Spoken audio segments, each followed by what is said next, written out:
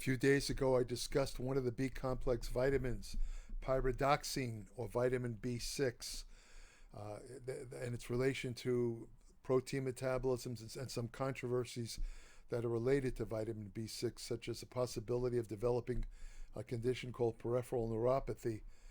Today, I want to talk about another one of the B complex vitamins, but kind of a derivative of of a B complex vitamin. The B complex vitamin in question is thiamine or vitamin B1. Vitamin B1 or thiamine has special significance to any human being because it's an essential nutrient. Vitamin B1 or thiamine, similar to other vitamins, acts as a coenzyme. In other words, it's involved in enzymatic reactions in the body. It's necessary, and in that instance, it's involved in the metabolism of proteins, fats, and especially carbohydrates. Thiamine has a particular relevance to carbohydrates because when you consume a lot of refined sugars or a lot of carbohydrates in the process of metabolism, your body kicks out a lot of thiamine. You could actually get very low in thiamine, almost to the point of being deficient. A lot of diabetics or people with blood sugar problems often show very low thiamine levels. This is a particular problem that was noticed by Japanese researchers years ago, and because of all the B complex vitamins are water soluble, which means that they're easily absorbed, but they also are excreted out of the body very rapidly, and that's a bit of a problem because if you take particularly larger amounts, almost passes right through you often before it can provide you with a lot of benefits. So the Japanese researchers noted this and sought to try and develop fat-soluble versions, particularly of vitamin B1, because that's the one that's easily kicked out of the body when you eat sugars or carbohydrate. And they developed a couple of derivatives, which were lipid-soluble, meaning fat-soluble. Foremost among these is a form called benfotiamine. Benfotiamine is a lipid or fat-soluble form of thiamine. Now, to be absorbed into cells, you've got to get past a cell membrane that's largely composed of lipid or fat and cholesterol. And thiamine can get into the cell, but to get really deep in the cell would require a type of fat-soluble substance. And benfotiamine, because it's lipid-soluble, fat-soluble, it can get deeper into the cell. Now, what good is benfotiamine? What is the benefits of benfotiamine? Well, for one thing, it's very beneficial if you have any kind of diabetic, type 2 diabetes. Type 2 diabetes is now rising in epidemic proportions. There's two types of diabetes. One is called type 1. That's usually an autoimmune disorder that strikes people when they're younger, such as children. It involves the destruction of the actual cells in the pancreas, known as the beta cells that produce insulin. These people have to take insulin for the rest of their lives. A notable type 1 diabetic in bodybuilding was Tim Belknap, who won the 1981 Mr. America, and I believe he won a NABA Miss Universe contest shortly afterwards. Before insulin was developed in the 1920s, type 1 diabetics died very easily. They had to be very careful of what they ate. They still do. But type 2 diabetes is usually more of a metabolic disease. It involves a insensitivity to insulin. In fact, insulin insensitivity or insulin resistance is considered a forerunner of type 2 diabetes. In other words, people who have insulin resistance, which means that your body doesn't use insulin properly, and as a consequence, people with insulin resistance tend to have hyperglycemia or elevated blood glucose. Now, elevated blood glucose, which is related to benfotiamine, as you'll note in a couple of minutes, elevated blood glucose is a very dangerous situation because you don't feel the effects. In other words, when you have a consistently high blood glucose level, you don't feel anything, but it's causing subtle damage in your body. And this is one of the reasons why uncontrolled type 2 diabetics are known to age 5 times faster than normal. And the main process that causes that more rapid aging, I also mentioned in a previous video, It's called advanced glycation end products, or AGEs. AGEs involve the deposition of sugar into protein structures, which messes up the structures. It weakens them. In other words, it could cause a weakening of connective tissue, the connective tissue in the skin. It could cause a aberration in the proteins in your skin, such as elastin and collagen, which make you look prematurely aged with more lines and wrinkles in your face, and so on and so forth. Now, it turns out that benfotiamine is very useful because not only because of its fat solubility, but because of the fact that it inhibits three major pathways that lead to the production of advanced glycation end products. Now, advanced glycation end products, as I say, have been associated with the aging process in general, but specifically with cardiovascular disease, diabetic neuropathy, which is nerve disorders related to diabetes, retinopathy or retinopathy, which is a disease where it affects the particular too much blood sugar, too high a blood sugar, and uncontrolled diabetes can cause a production of a sugar called sorbitol, which damages the retina, which could the retina of the eye, which can lead to blindness. Major problem with uncontrolled diabetes is some people with diabetes that's uncontrolled go blind. That's from retinopathy. The AGEs are also associated with peripheral vascular disease, such as blood vessels in the extremities, the arms and legs. You've probably heard about diabetics where they had to have a leg amputated. This is caused by peripheral vascular disease related to, again, uncontrolled blood glucose levels. And of course, there's the kidney disease, nephropathy, where you have kidney disease. Very often people, even with insulin resistance, are prescribed a drug called lisinopril. It's a calcium channel blocker, which seems to help to control the development of kidney disease in people who have blood glucose problems.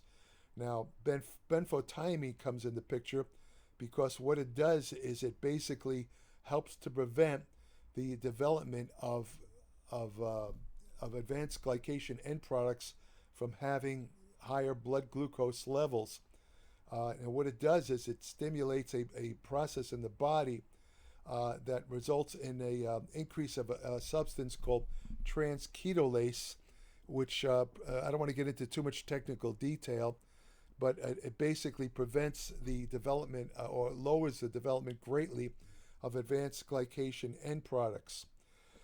So, these glycation end products are very damaging to the blood vessels, the internal blood vessels, and again, by doing this, benfotiamine helps to reduce heart disease risk, and benfotiamine has alleviated many of the heart cell changes caused by diabetes. It decreases oxidative stress, and it restores heart function. And also, as I said, it helps to protect the kidneys. One of the signs of kidney problems in people that have blood sugar problems, such as people who are insulin insensitive or with insulin resistance, it's called microalbuminuria, where you start to lose excess amounts of protein in the urine, and that's a sign of early kidney damage. And again, the standard medical treatment is to provide small doses of lisinopril. However, they've shown in studies that if you give benfotiamine, you get a 70 to 80% inhibition in the development of microalbuminuria. So that it works very well, and it has no side effects. There's always possible side effects whenever you take any type of drug. Benfotiamine also normalizes enzyme activity associated with protection against kidney disease, and it reduces the levels of advanced glycation end products in the kidneys by 50%. Again, it's also very good for your eyes. It helps protect glucose-induced damage to the eyes. One study, a German study, showed that subjects who received benfotiamine for 36 weeks showed completely normalized levels of damaging AGEs in the retina. In other words, that led these researchers to conclude that benfotiamine can help prevent or delay the onset and progression of diabetic retinopathy. So, So another interesting, there was a more recent study that it was in a Russian journal. It was completely in Russian, but I was able to look at the abstract, and what it did, what it showed. This study involved looking at the effects of benfotiamine.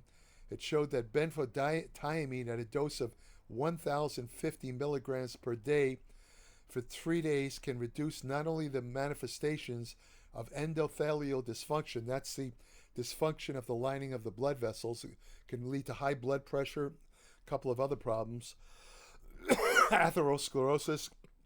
It also reduces the concentration of glucose and prevents the post-meal reduction of adiponectin. Now, what is adiponectin? Adiponectin is what's known as your fat cells or lipocytes release over 100 different proteins, and most of them are inflammatory. Some of them you might have heard of, like leptin. Most of these proteins released by fat cells are very inflammatory. In fact, the worst thing about carrying a lot of body fat is not so much the aesthetic look. In other words, nobody likes to be very fat. It's related to heart disease, high blood pressure, all kinds of health problems.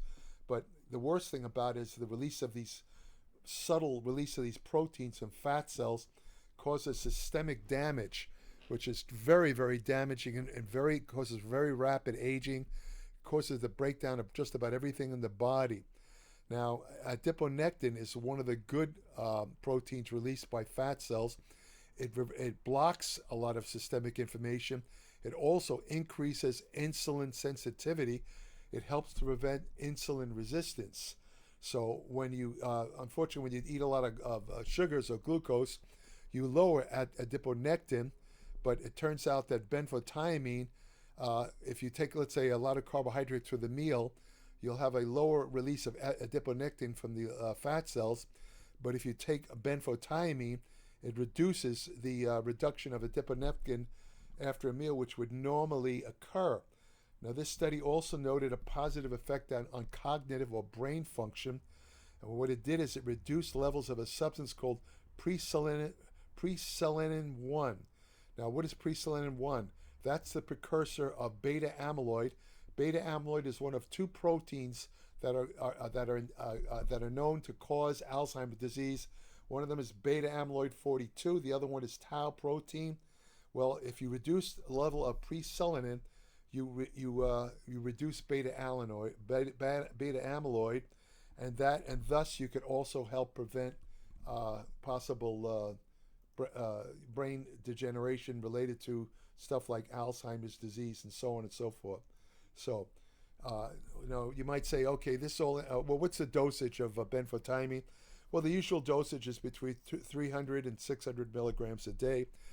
Because it's fat soluble, it's best to take it with a meal containing fat, a little bit of fat. You don't need a lot of fat, like a tablespoon of fish oil or any kind of a single egg, a pat of butter. It doesn't take a lot of fat to absorb fat soluble vitamins.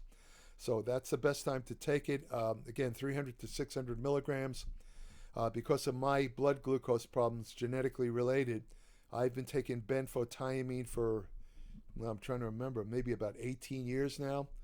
It's not that expensive. I only take 300 milligrams, which is that's kind of a standard dose or a maintenance dose. If the blood glucose was really a problem, I'd have to boost it up to 600 or over 1,000. But I usually keep my blood glucose in line with exercise and diet.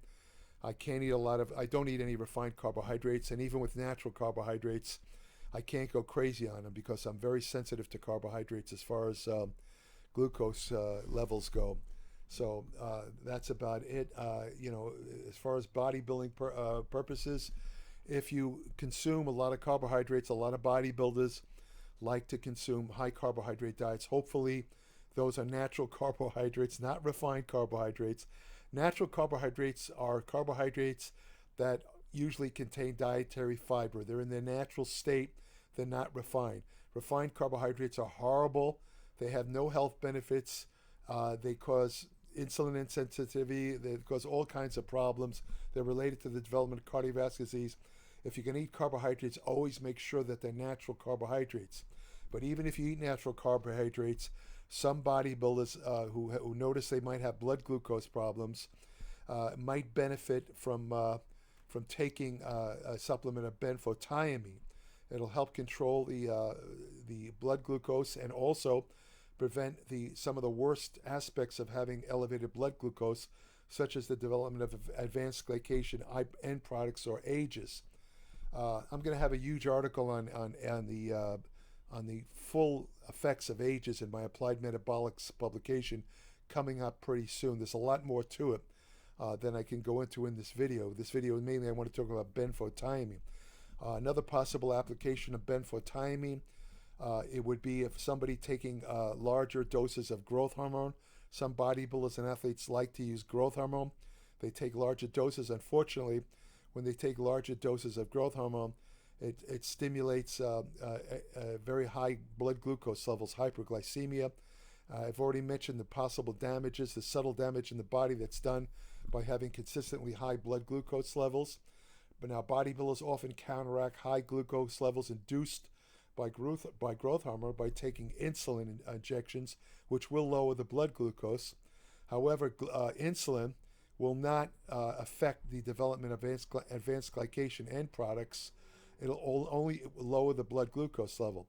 So it might be a good idea for bodybuilders who, for some reason, want to use higher levels of growth hormone, which I don't recommend, by the way, for a number of reasons. I've talked about this in my Applied Metabolics also.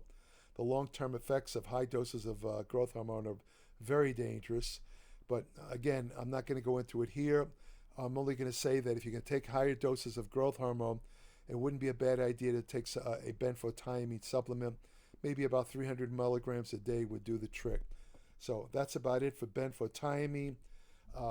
Again, very important. I really think it's, if you're anybody in your family or friends, or if you yourself have type 2 diabetes or insulin insensitivity or insulin resistance, benfotiamine would be a really good supplement, a very protective supplement to take.